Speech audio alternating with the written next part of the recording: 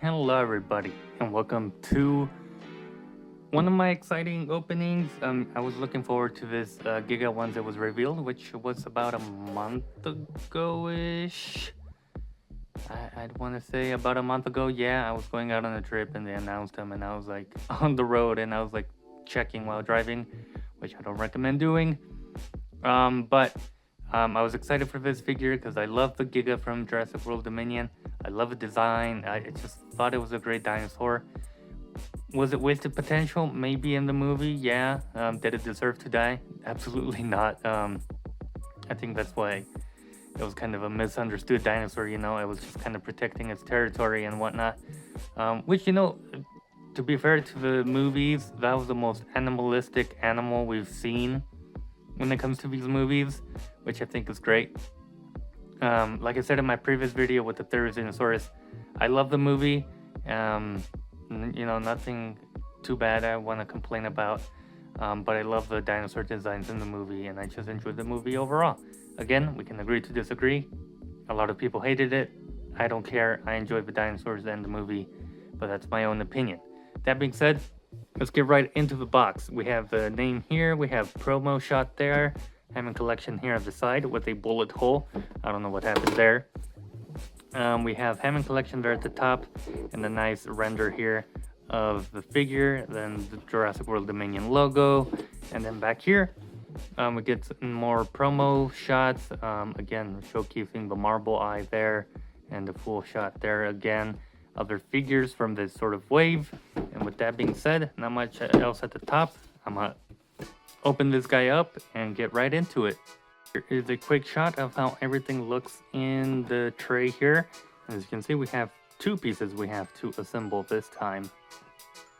So here we have the Giga disassembled. I'm not really where to start, but you know, we just grab stuff and we figure it out. If this requires two pieces to assemble, I assume it is going to be significantly bigger than our T-Rex. But nice ball joints there already. I may go through the articulation, might as well, if we're assembling. But you get another ball joint in here with this joint here. But that should just click in, and there we go. Nice ball joint. Ooh, nice tail here. And then of course we get a bendy wire, which starts around this area here. Very soft material here that you can bend. So that's the tail. It can go up, you know, swivel side to side, some rotation there, side to side there, and the showcase of the bendy wire. The feet or legs, they can go outward at the hips, and they can rotate or go up and down. So that's very nice, very smooth. A joint here at the knee, very nice, and the swivel. Another joint here. I don't know what to call that area, so I just kind of don't name it at all. But you also have a hinge and swivel, and you have more hinges and swivels here at the feet. Very nice. Ooh, there we go. I think it's called the dew claw. These other ones here at the back, I just remembered that. But yeah, nice painted nails. Okay, we got some painted nails there. Arms can go up about, can go all the way around if you want them to. But yeah, they hinge outward about that much and down about that much. You have a hinge and swivel here at the elbow, and at the hand you have a hinge and also a swivel here, which is very nice. Again, painted claws, very nice. At the neck area, let's see if, yeah, you can rotate at the base of the neck here, which is very nice. It goes down about that much and up about that much. The little spike runs into this piece here, which is a bit unfortunate, but you know, that's just a design of the dinosaur. Up here you get another ball joint in here. I assume it's a ball joint, so you can not really rotate in there. A lot of the rotate's gonna come from this base ball joint over here. Yeah, because you can't really rotate there, but it does go down and up slightly, so that's very nice. And then the head itself, you get the two sort of two-parted jaw opening, which is very cool. And yeah, you can see how wide that goes. Very nice. And there was some weird like mechanic that goes Yeah, that's a weird way that it shifts and moves in there. Very interesting. Um, so that's all the articulation. I mean, did I do looking up all the way up, looking all the way down? Very cool. Um, but yeah, overall, from what I'm seeing through the camera, a lot of nice detail. It's just dinosaur texture going on. But I love the patterning that the Giga had. The sort of militaristic, kind of greenish, grayish color.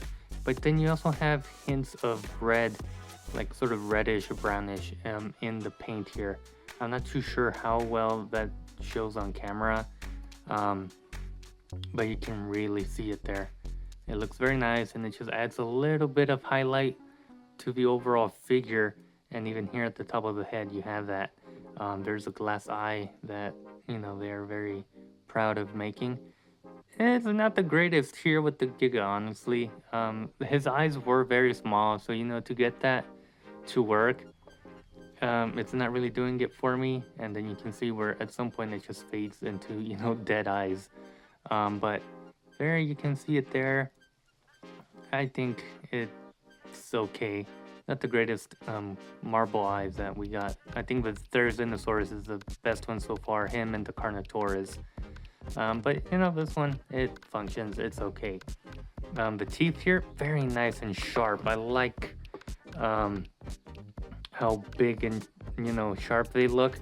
They are very gummy, obviously, because this is more of a kid's toys. But I love it. It's not too cartoony like we saw with the Ceratosaurus. But I love it. It just looks great. And then opening up the mouth, we do have these rubber flaps, which a lot of people didn't like with the T-Rex.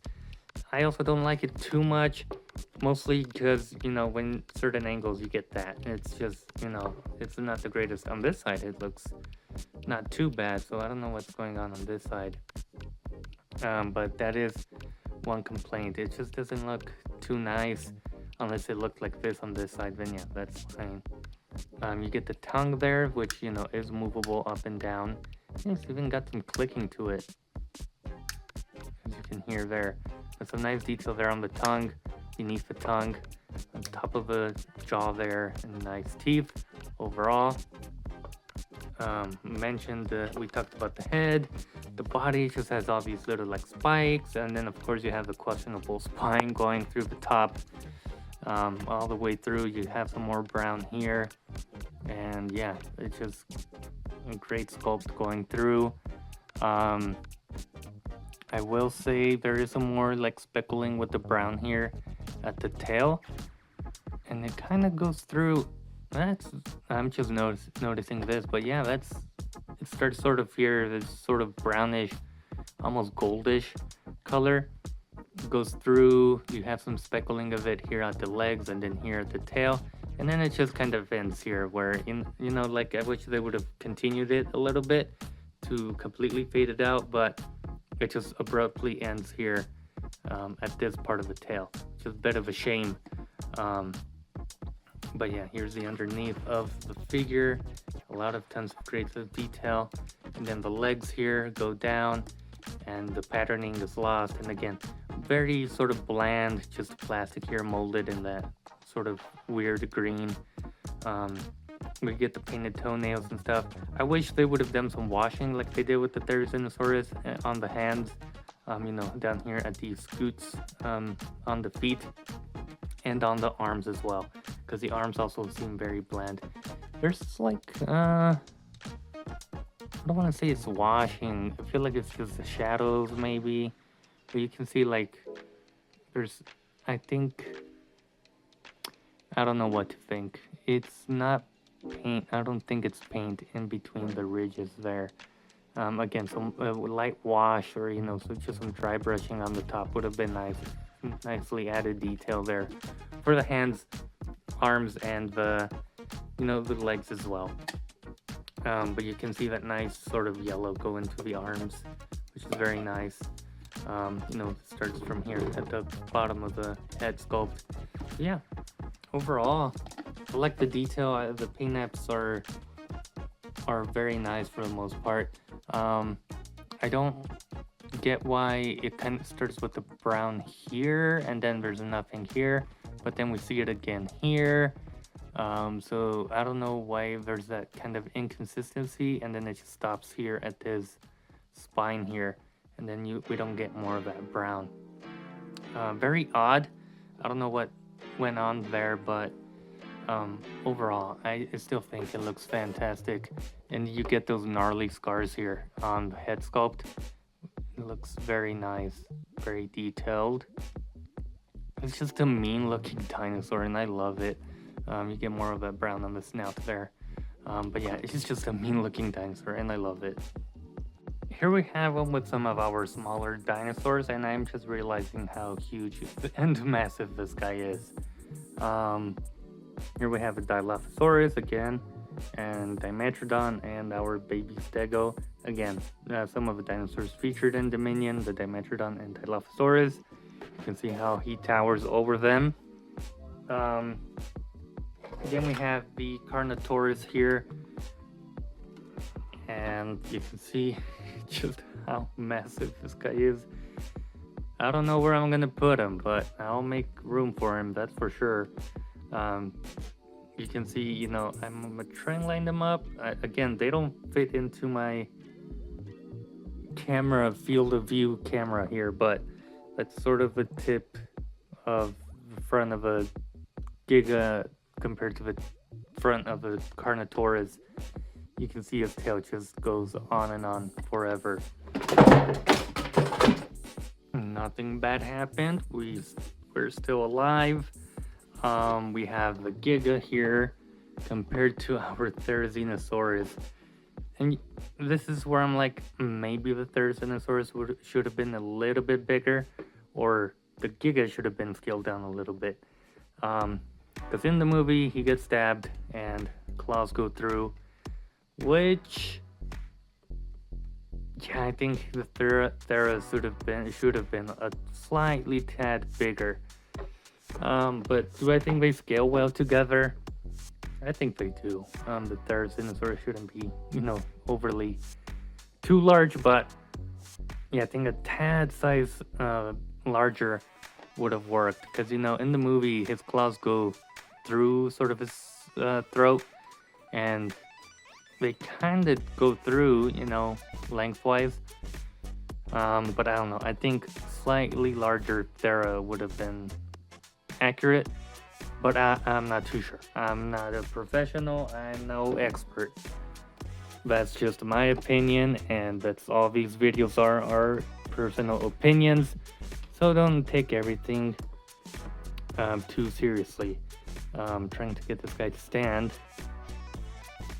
There we go. See, we can make dinosaurs with large tails, smaller feet, and appropriate, you know, torso size, and they will stand for the most part. I'm just struggling. There we go. That should work.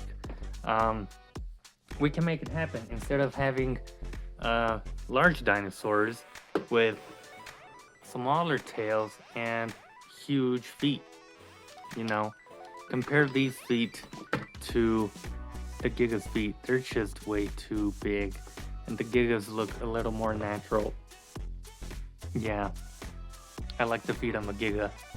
They're not as big. They're not as distracting as the T-Rex's feet, as you can see there. But with that being said, it's compared to the T-Rex, and even the T-Rex seems small in comparison. Like, I didn't know how else to record this, but other than a top view, you know, head to head, here they are. And then if we just sort of slide them forward, and I'm gonna try and correct their tails, get them to straighten out. So again, head to head, we slide them forward. You can see that the T-Rex has more like hip to it. I think they did a better job of, you know, showing the body silhouette from the top of the Giga. These just stick out way too much. Again, they're head to head. We're dragging them along, and the T-Rex is getting stuck. But you can see how much farther out the Giga's tail goes compared to the T-Rex's. So there's that comparison. He is like, slightly taller because of the spine that he has. But yeah, he's just much larger. But I think they still scale together. I mean, he's not all that much taller or larger than the T-Rex. You can see here the head sculpt sizes are pretty accurate. You know, he bites him at some point in the movie on the snout. Yeah, that seems right. So, yeah, just two massive bodies, dinosaurs here. Again, yeah, they did a lot of wrong with this T-Rex, the feet and, you know, the super wide hips. I'm glad that they kind of fixed that with these feet. The hips aren't as pronounced, and they did a good job of providing a super long tail, as it should. It shows that Mattel can do it.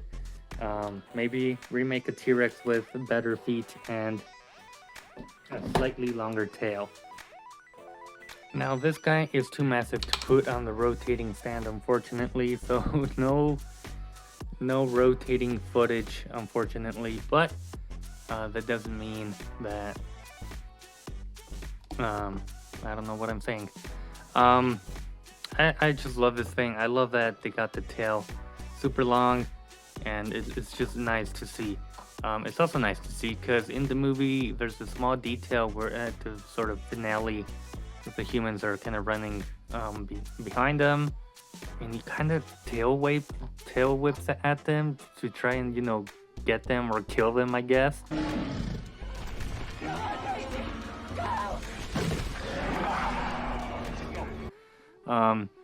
If I can find footage of it, I'll put it here, but it's just an interesting thing. He just goes wham with his tail.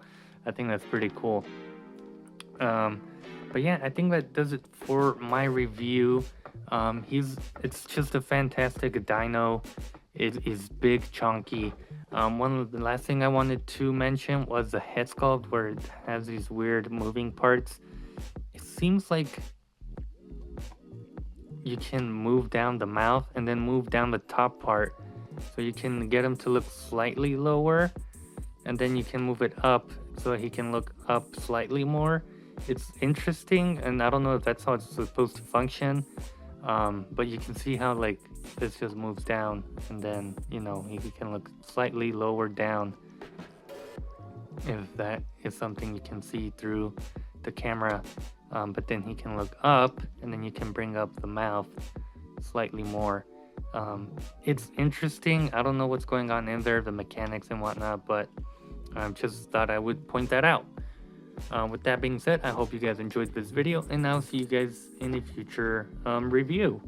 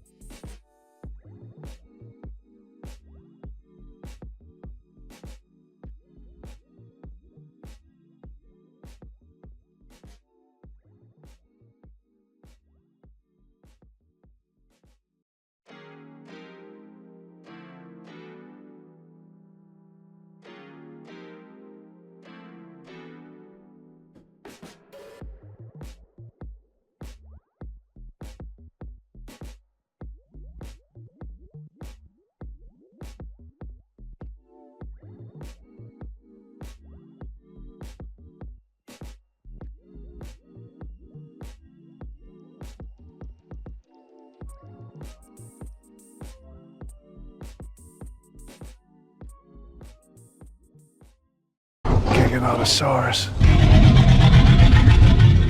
Biggest carnivore the world has ever seen.